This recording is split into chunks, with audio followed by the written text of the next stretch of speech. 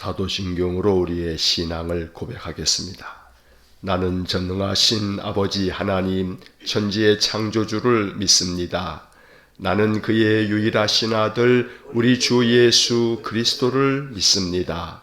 그는 성령으로 잉태되어 동정녀 마리아에게서 나시고 본디오 빌라도에게 고난을 받아 십자가에 못 박혀 죽으시고 장사된 지 사흘 만에 죽은 자 가운데서 다시 살아나셨으며 하늘에 오르시어 전능하신 아버지 하나님 우편에 앉아 계시다가 거기로부터 살아있는 자와 죽은 자를 심판하러 오십니다.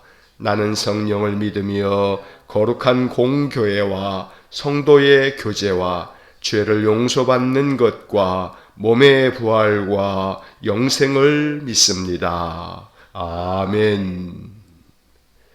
오늘 아침 우리에게 주시는 하나님의 말씀은 시편 32편 1절로 11절의 말씀입니다. 시편 32편 1절부터 11절까지의 말씀 제가 봉독하겠습니다. 허물의 사함을 받고 자신의 죄가 가려진 자는 복이 있도다. 마음에 간사함이 없고 여호와께 정죄를 당하지 아니하는 자는 복이 있도다. 내가 입을 열지 아니할 때에 종일 신음함으로 내 뼈가 쇠하였도다.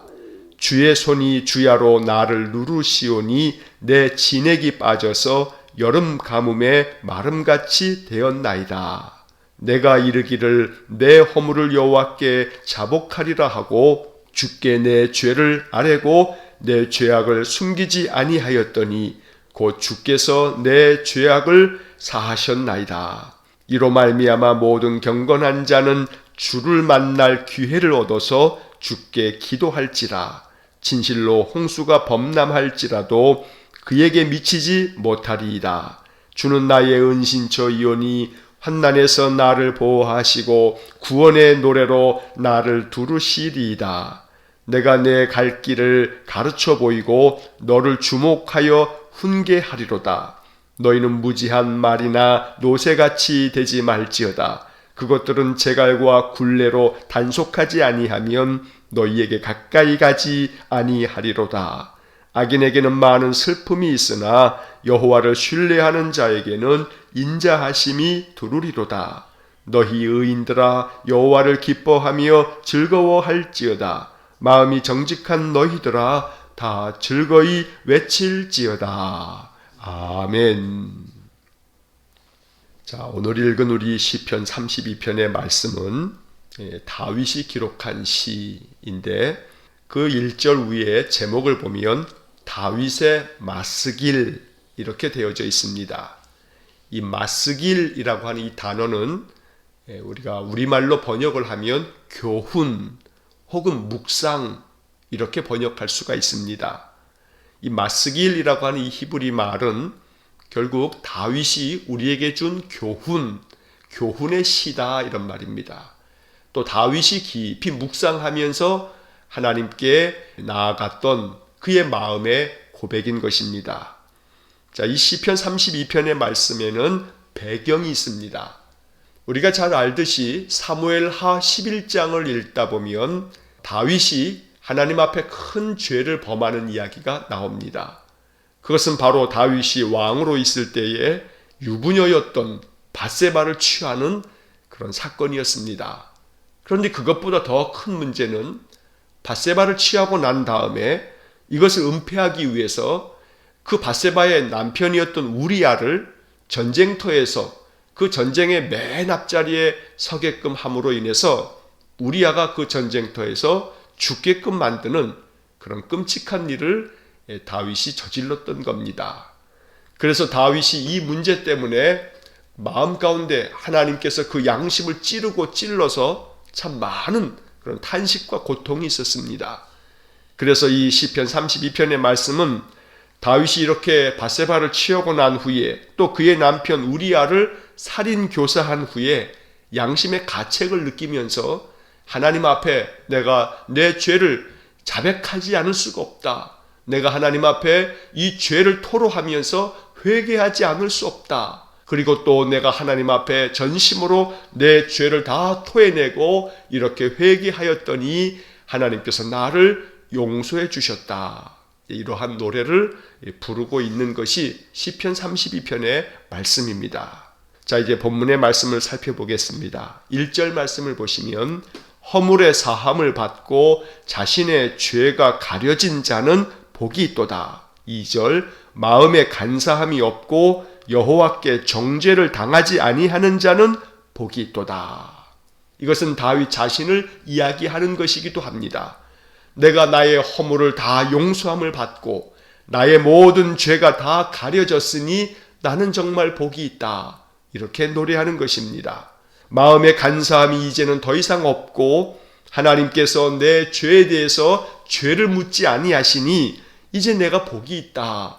이렇게 감사의 찬양을 올리고 있는 것입니다. 이 2절의 말씀을 쉬운 성경은 이렇게 번역해 놓았습니다. 여호와께서 더 이상 죄를 묻지 않는 사람과 그 마음에 거짓이 없는 사람은 행복한 사람입니다. 하나님께서 더 이상 죄를 묻지 않는 사람, 죄가 없는 게 아니고 죄는 많지만 하나님이 그 죄를 묻지 않는 사람, 바로 그 사람은 행복한 사람이라고 말하고 있습니다. 이처럼 하나님께서 비록 우리가 죄와 허물이 많아도 하나님은 분명히 우리에게 죄를 묻지 아니하시는 그러한 일이 있다는 겁니다. 그것은 다름 아닌 우리가 하나님께 나와 우리의 죄를 자백하고 우리가 하나님 앞에 회개하면 하나님께서 우리의 죄를 더 이상 묻지 않으신다라고 말하는 것입니다. 우리는 신약 성경에서 요한일서 1장 9절 말씀을 잘 알고 있습니다. 만일 우리가 우리 죄를 자백하면 그는 미쁘시고 의로우사 우리 죄를 사하시며 우리를 모든 불의에서 깨끗하게 하실 것이요. 이것이 요한일서 1장 9절에 나오는 말씀입니다. 우리가 우리의 죄를 자백하면 하나님께서는 의로운 분이시기 때문에 우리의 죄를 다 용서해 주신다. 모든 불의에서 우리를 깨끗하게 해주신다. 바로 이러한 사람이 복이 있는 사람이라고 다윗이 이렇게 노래하고 있는 것입니다. 언제나 우리의 죄가 가려지고 우리의 죄가 다 사함을 받아서 하나님 앞에서 복된 사람이 되기를 간절히 축원합니다. 3절의 말씀을 보시면 내가 입을 열지 아니할 때에 종일 신음함으로 내 뼈가 쇠하였도다. 4절 주의 손이 주야로 나를 누르시오니 내 진액이 빠져 여름 가뭄에 마름같이 되었나이다.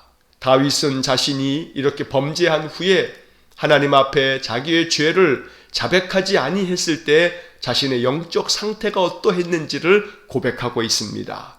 내가 입을 열지 아니하였을 때에 내가 이렇게 입을 꽉 다물고 내 죄를 다 숨겨두고 내가 하나님 앞에서 회개하지 않았을 때에 내가 하루 종일 마음의 양심의 가책을 받아서 내 마음이 너무나 아프고 내 마음이 너무나 괴로웠다고 말하고 있습니다.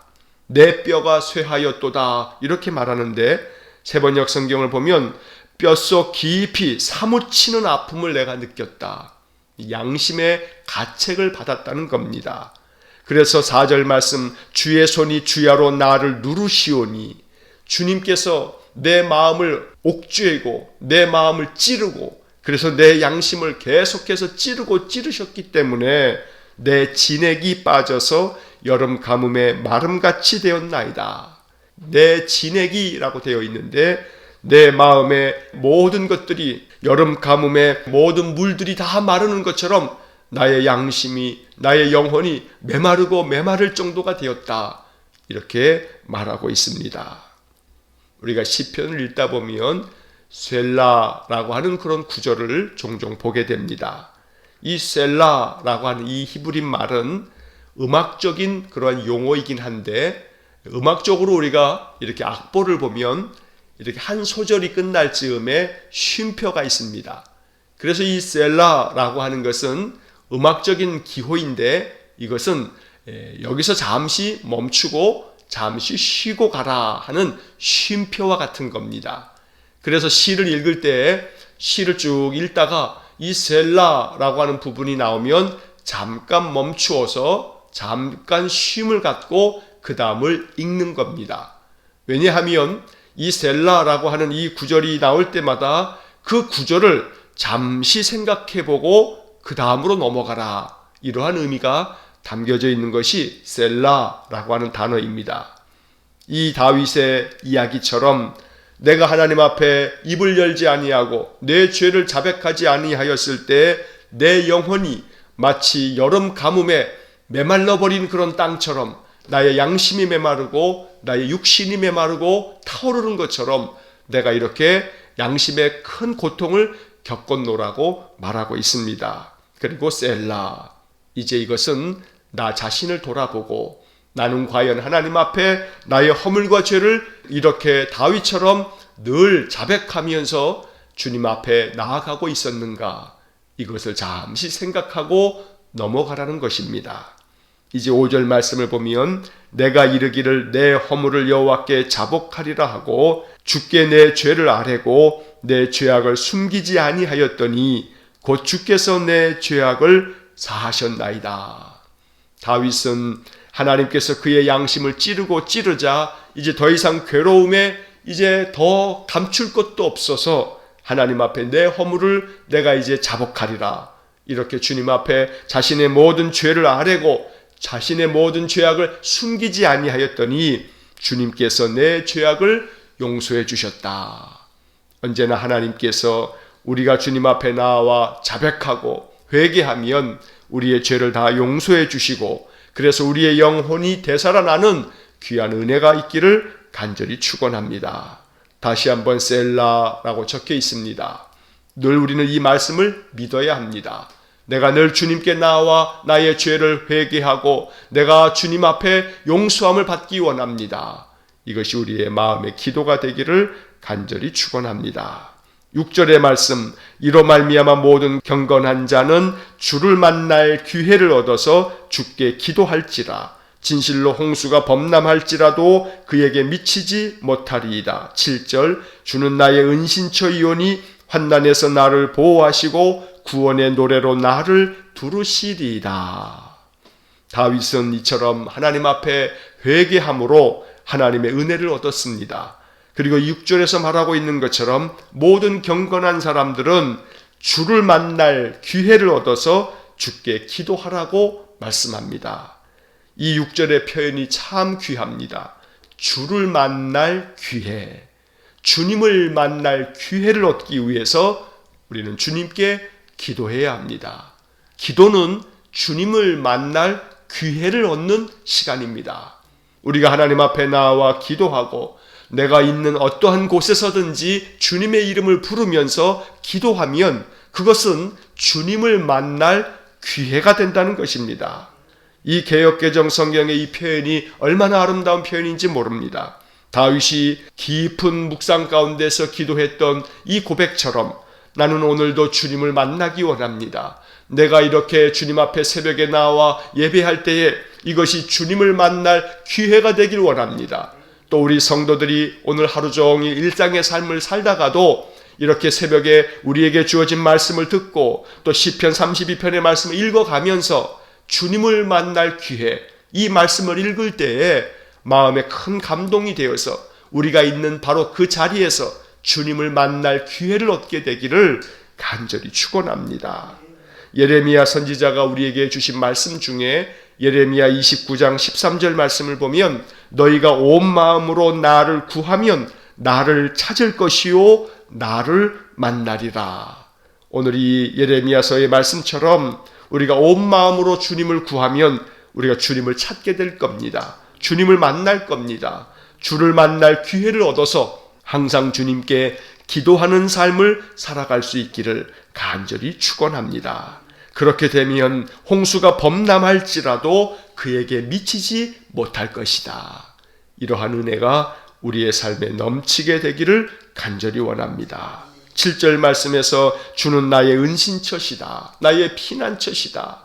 내가 피할 곳은 주님밖에 없다고 다윗은 노래하고 있습니다. 환난에서 나를 보호해 주시고 구원의 노래로 나를 둘러주시는 것은 주님밖에 없다. 언제나 우리가 이 거친 인생을 살아갈 때에 주님이 우리의 피난처 되시고 은신처 되셔서 항상 우리를 보호해 주시고 우리에게 구원의 은혜를 베푸시는 놀라운 삶을 늘 경험할 수 있게 되기를 다시 한번 주의 이름으로 간절히 축원합니다. 이제 8절 말씀을 보면 내가 내 갈 길을 가르쳐 보이고 너를 주목하여 훈계하리로다. 이 8절의 말씀도 얼마나 소중한 말씀인지 모릅니다. 하나님께서 말씀해 주십니다. 하나님께서 다윗의 이 참회의 기도, 회개의 기도를 들으신 후에 하나님 친히 말씀해 주시기를 내가 너의 갈 길을 가르쳐 보여주겠다. 너를 주목하여 너를 훈계하겠다. 이 8절의 말씀을 세번역으로 보면 이렇게 번역이 되어 있습니다. 네가 가야 할 길을 내가 너에게 지시하고 가르쳐 주마. 너를 눈여겨보며 너의 좋은 자가 되어주겠다. 개역개정 성경에서는 너를 주목하여 훈계하리로다 이렇게 되어 있는데 세번역 성경에서는 너를 눈여겨보며 너의 좋은 자가 되어주겠다. 하나님께서 우리의 좋은 자가 되어주신다면 인생의 그 어떠한 삶에서도 내가 어찌할 바를 알지 못할 때 하나님이 조언을 해주시면 하나님의 조언을 듣고 그 말씀대로 따라 살 때에 거기에 생명이 있고 거기에 축복이 있습니다. 항상 나의 인생길 어떻게 해야 할지 어디로 가야 할지 무엇을 해야 할지 알지 못할 때 오늘이 시편 32편 8절의 말씀처럼 내가 내 갈 길을 가르쳐 보여주겠다.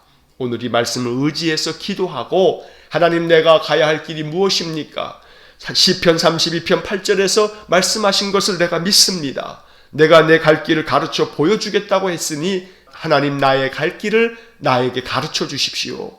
이렇게 늘 기도하면 하나님께서 우리의 마음에 깨달음을 주셔서 나의 할 일을 우리에게 알려주실 줄로 믿습니다. 9절 말씀을 보면 너희는 무지한 말이나 노새같이 되지 말지어다. 그것들은 제갈과 굴레로 단속하지 아니하면 너희에게 가까이 가지 아니하리로다. 경계의 말씀을 또한 들려주십니다. 어리석기 짝이 없는 말이나 노새처럼 살지 말라는 겁니다. 말들을 제어하기 위해서 우리는 그 말의 입에다가 고삐를 물립니다. 그리고 그 고삐를 물려야만 말은 사람들의 이야기를 듣습니다. 이처럼 너희들이 무지하기 짝이 없는 말이나 노새들처럼 제갈과 굴레를 그 입에다 씌워야만 제대로 말을 듣는 그런 어리석은 자가 되지 말라고 말씀하는 것입니다. 어떠한 통제가 있지 않더라도 여러 가지 그러한 인생의 역경이나 시련으로 우리를 다스리지 아니하여도 순순히 하나님 앞에 순종하고 하나님 말씀을 듣고 하나님께 더 가까이 나아가는 그런 삶을 살아갈 것을 말씀하고 있는 것입니다. 제갈과 굴레가 없더라도 더 기쁜 마음으로 자원하여 하나님께로 더 가까이 나아가는 복된 삶이 되어야겠습니다. 10절 말씀 악인에게는 많은 슬픔이 있으나 여호와를 신뢰하는 자에게는 인자하심이 두루리로다. 오늘 이 말씀 그대로 하나님을 신뢰하는 사람, 하나님을 의지하는 사람, 그 사람에게 하나님은 영원토록 변함없는 사랑을 베푸신다고 말씀합니다. 언제나 여호와를 신뢰하는 인생이 되어서 하나님께서 베풀어 주시는 끝이 없는 사랑이 우리의 인생 가운데 더욱더 충만하기를 간절히 축원합니다. 이제 마지막 11절에서 너희 의인들아 여호와를 기뻐하며 즐거워할지어다. 마음이 정직한 너희들아 다 즐거이 외칠지어다. 우리는 결코 하나님 앞에 의로운 자가 못 됩니다. 우리는 죄인들입니다. 그런데 이 성경의 말씀에서 너희 의인들아 이렇게 부릅니다. 왜냐하면 우리가 죄가 없어서가 아니고 죄가 너무 많지만 하나님 앞에 자백함으로 우리의 죄를 용서함 받았기 때문에 죄 사함을 받은 사람들이 의로운 사람입니다. 죄가 없는 것이 아닙니다. 죄는 많지만 하나님께 우리의 모든 죄를 다 고백하고 하나님께로부터 용서함을 받으면 그는 의롭다고 인정을 받은 사람이 되는 것입니다. 이것이 기독교 신앙의 핵심입니다.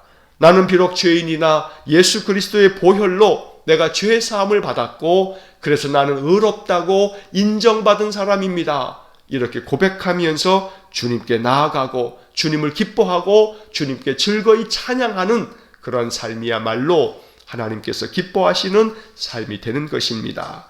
언제나 여호와를 기뻐하고 즐거워하라는 오늘 11절의 말씀처럼 날마다 하나님께서 내 죄를 가리워 주셨다. 하나님께서 나의 죄를 다 용서해 주셨다. 그래서 내가 여호와를 찬송하고 내가 여호와의 뜻을 따라 믿음의 인생을 산다. 이렇게 고백하면서 언제나 주님을 만날 기회를 얻어서 늘 주님께 기도하고 주님께 가까이 나아가는 복된 믿음의 삶이 될 수 있기를 주의 이름으로 간절히 축원합니다. 기도하겠습니다. 사랑과 자비가 풍성하신 하나님, 우리는 죄인입니다. 마음에 간사함이 있고 또 허물과 죄가 많습니다.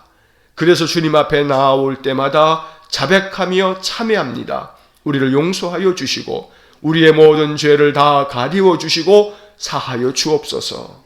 그리하여 주님께로부터 사함을 받아 주를 만날 기회를 얻어 항상 기도하고 찬송하고 또 예배하는 복된 삶이 되게 하여 주옵소서. 자비로우신 하나님, 다윗에게 말씀해 주신 것처럼 내가 내 갈 길을 가르쳐 보이고 너를 주목하여 훈계하리라 하셨으니 이 말씀 그대로 우리에게도 같은 은혜를 내려 주옵소서. 우리가 가야 할 길, 우리가 감당해야 할 모든 것들 주님께서 지시하여 주시고 가르쳐 주시길 원합니다. 우리를 눈여겨보시고 우리가 실족하지 않도록 도와주시고 우리의 조언자가 되셔서 우리가 인생길 걸어갈 때에 항상 주님께서 조언해 주시는 대로 순종하며 사는 저희 모두가 되게 하여 주옵소서. 오늘도 한날의 삶을 주님께 의탁합니다. 여호와를 신뢰하는 자에게 인자함이 둘러서 끝없는 사랑으로 우리에게 은혜를 베푸시는 하나님을 찬송합니다.